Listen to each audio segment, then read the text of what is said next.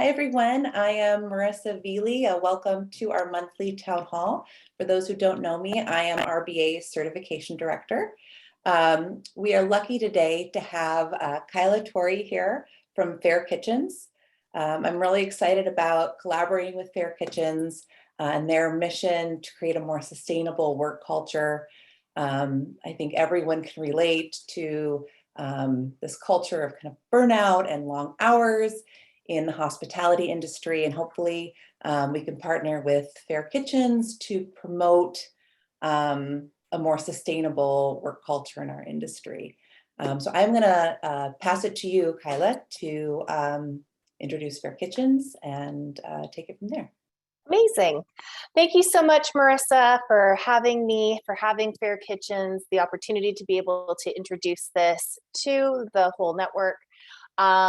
So I'm going to share my screen right now and tell you a little bit more about who we are and how we can help. So Fair Kitchens, as Marissa had said, is a movement. And this movement actually, as you can see in the bottom right-hand corner, had been started by Unilever Food Solutions, which I, in fact, am one of the corporate chefs for. But today I'm here in the capacity as a Fair Kitchens ambassador. The movement is really about making a more happy, healthier, sustainable hospitality industry, kitchen culture. And we know that there are things that inherently are broken within the industry that we work in. And there's some people that are doing things amazingly well. But I think the pandemic has really brought all of those issues even more to the surface. And it's something that we need to talk about. So to that, we believe that a food service business thrives only when the people who work there thrive.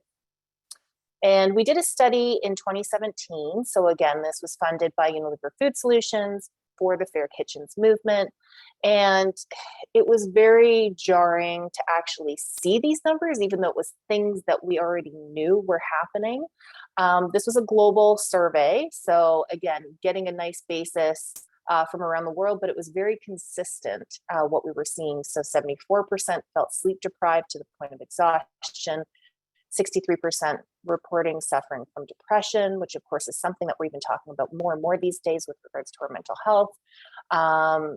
Physical abuse, feeling underappreciated, and career progression, which is also something that we know is a big problem, especially as we're facing a lot of recruitment and retention issues. So it's more important than ever right now for those that work in the hospitality industry to really encourage them to help thrive, to feel like they have a place, to feel like they're valued, and make them want to stay. So that's hopefully what we try to achieve through this movement, having fabulous partners such as the Retail Bakers Association, that we can all come together and make the change happen.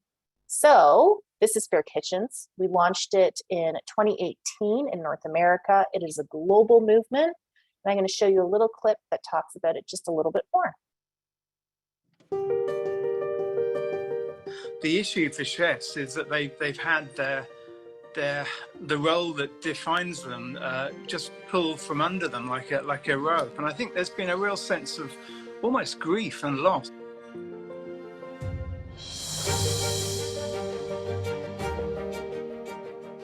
The financial constraints have got much harder, but I think that it doesn't cost anything to be kind. So I think that we have to use this opportunity to take it as a time to change for the better. Fair Kitchens is a movement, one that has been created to fight for a more resilient and sustainable industry. It puts the well-being and development of its people at the heart of everything it does. I want people to come to work and be happy. Really, that's the secret, I think, about why customers like it. Someone says the buzz and the atmosphere, and really, we're nice staff, and as a result, staff create this lovely atmosphere for customers to come into.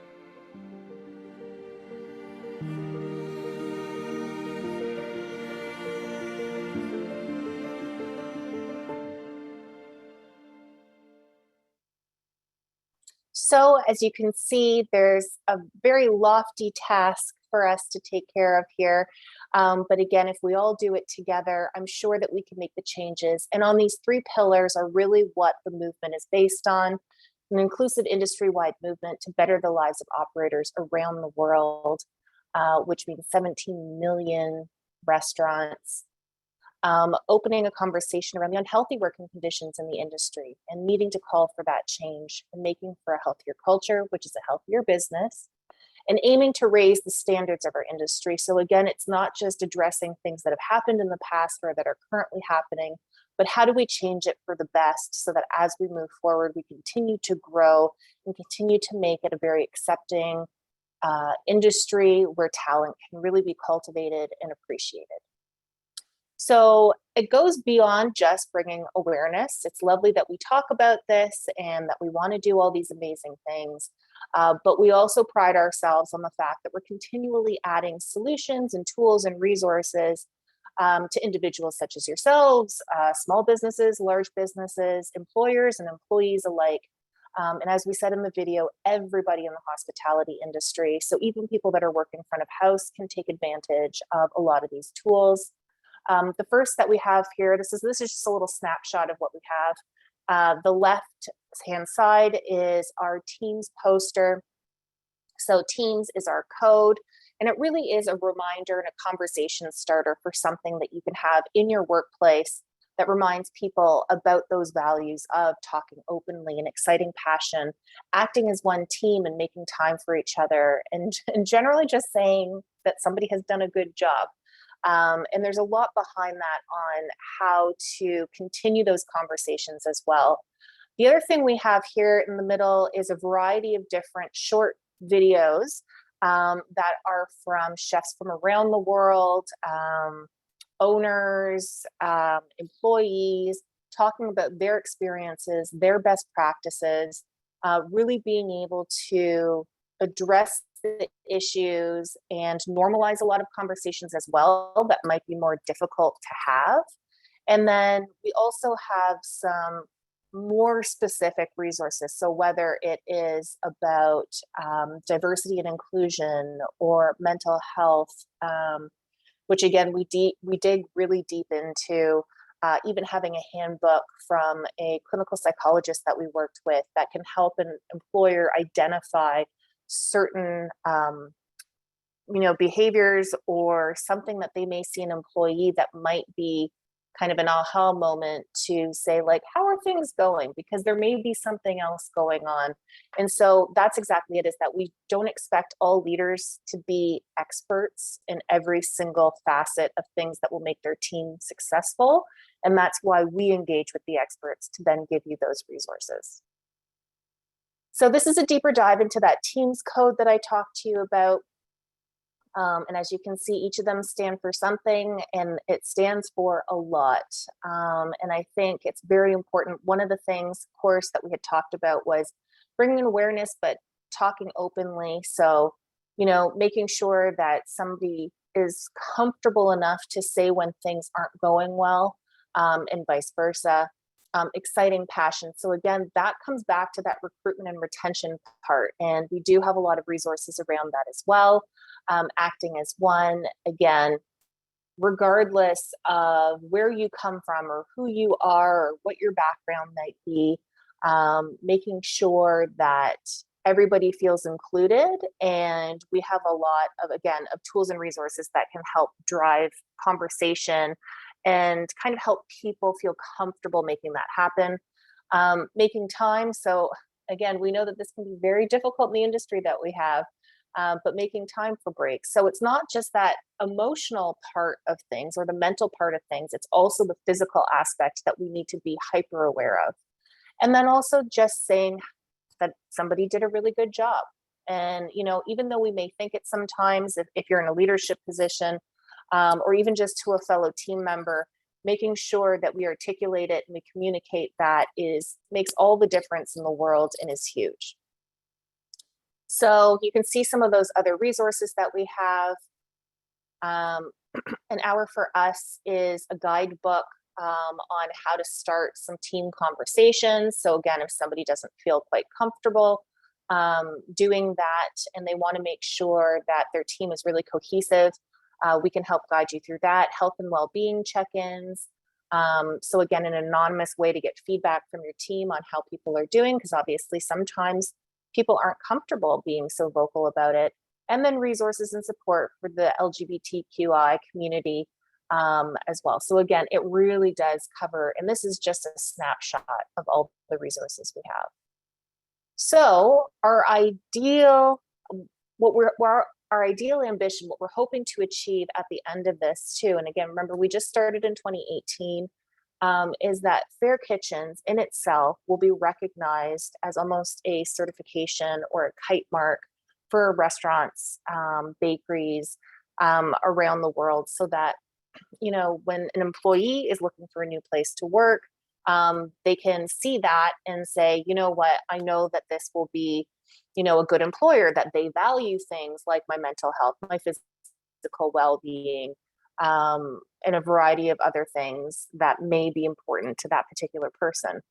The other thing too that, you know, is a very interesting part to it is that consumers who also see this, so people that will be patrons to either your bakery or the restaurant, can see this certification and also feel good about a decision in engaging with that business because they know that their employees are treated well. Because no meal should come at the cost of somebody's well-being. So as we know, especially during the pandemic, or as a result of, recruitment and retention have become an issue throughout the entire industry. We can see here, this is nothing new, nothing you haven't seen before. But people are leaving the industry in droves, and it's a lot of not getting paid enough, not having good hours, sometimes not being treated well for a job that is mentally and physically exhausting. And I know that you all know these things.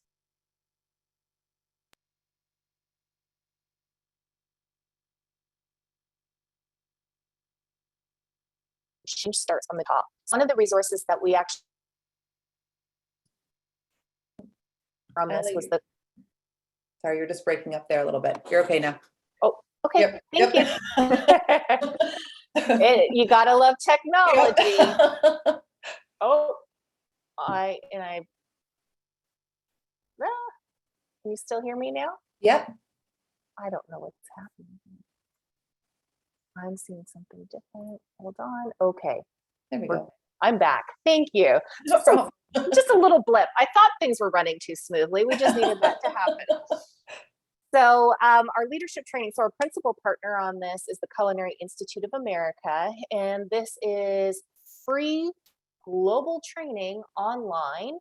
It is 6 30-minute modules, so you can take them at your leisure, start and stop whenever you have the time. And it's for people that are either in leadership positions, have just been promoted to a leadership position, or even at some point want to be in a leadership position, really for anybody.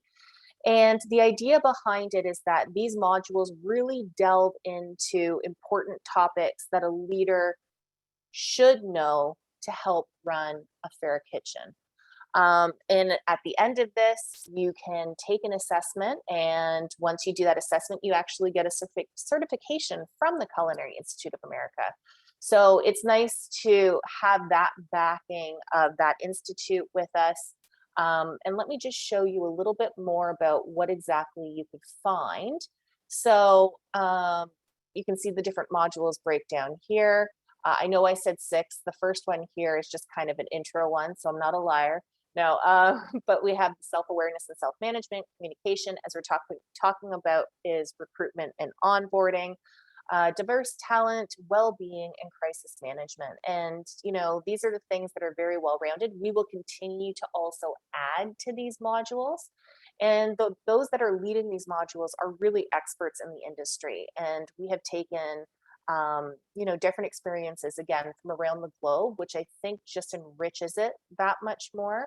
And we've had some amazing feedback. So again, this is free to anybody that wants to take it. You just need to sign up for it on our website, and then you're good to go.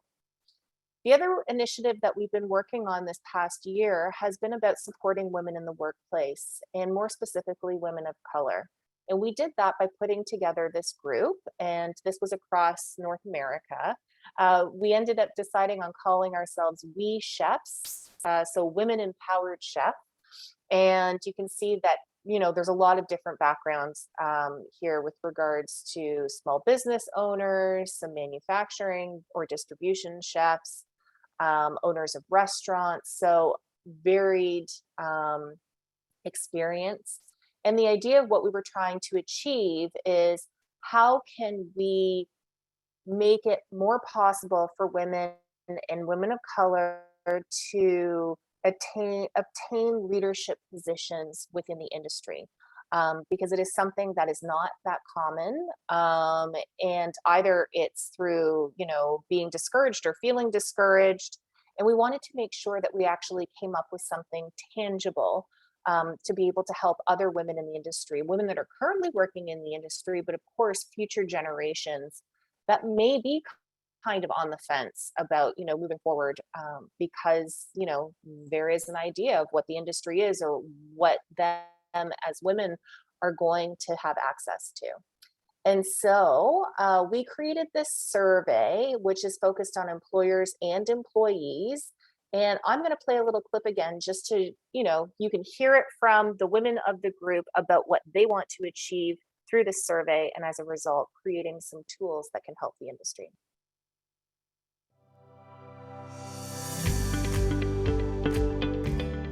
What do you believe can be done to address gender stereotypes in the workplace? I first believe we have to acknowledge that there is a problem. And secondly, that women have to step up and demand and take what is theirs.